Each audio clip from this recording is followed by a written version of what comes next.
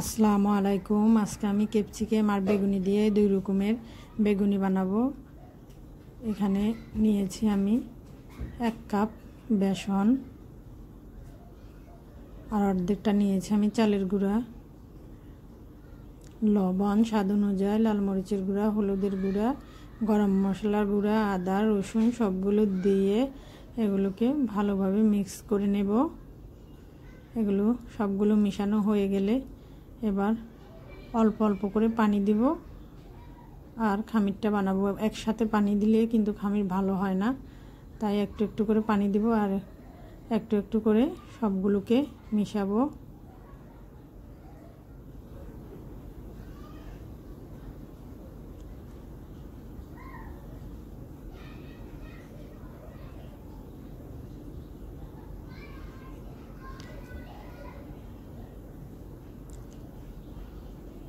হাতটা দিয়ে ভালোভাবে কষলে সবগুলোকে একসাথে ভালো করে মিক্স করে নেব।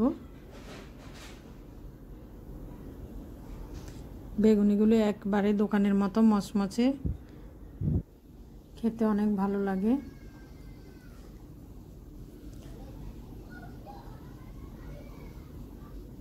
এগুলোর সাথে দিয়ে দিচ্ছি আমি একটু ফুড কালারটা দিয়ে এগুলোকে ভালো করে নাড়াচাড়া করে সবগুলোকে ভালোভাবে মিক্স করে এবার আমি এগুলোকে আধা ঘন্টার মতো ঢেকে রাখবো।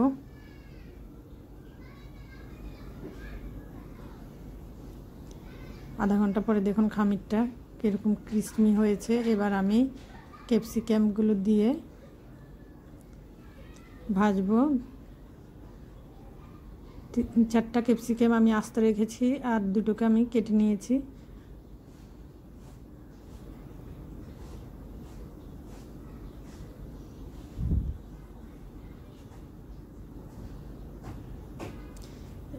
ক্যাপসিকামের বেগুনিগুলিও খেতে অনেক মজা হয়েছে, অনেক সুন্দর। এগুলো থেকে অনেক মিষ্টি একটা গ্রান বের হয়, খেতে অনেক ভালো লাগে।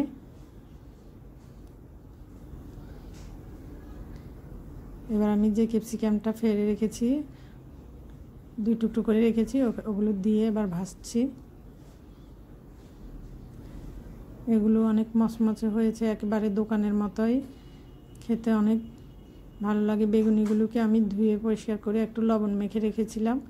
এবার আমি এই পাশে ওই পাশটা ভালো করে উল্টে পাল্টে দেখুন বেগুনিগুলো দিয়ে দিচ্ছি। একবারে দোকানের মতো একদম ফুলকো ফুলকো বেগুনি হয়েছে।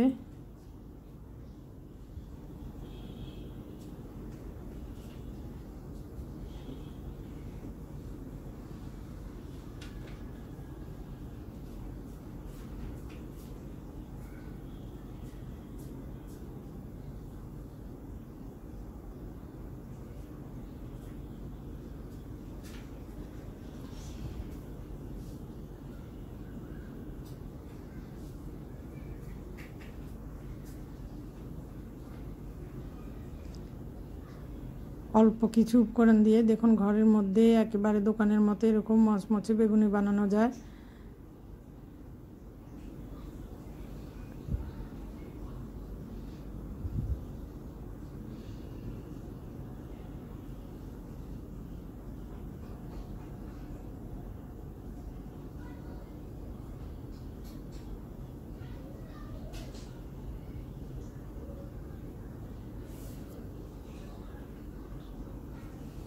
দেখুন আমার বেগুনিগুলো অনেক সুন্দর, একেবারে মচমচে হয়েছে, একদম দোকানের মতো, খেতে অনেক ভালো লাগে। আজকের মতো এখানেই শেষ। আল্লাহ হাফেজ।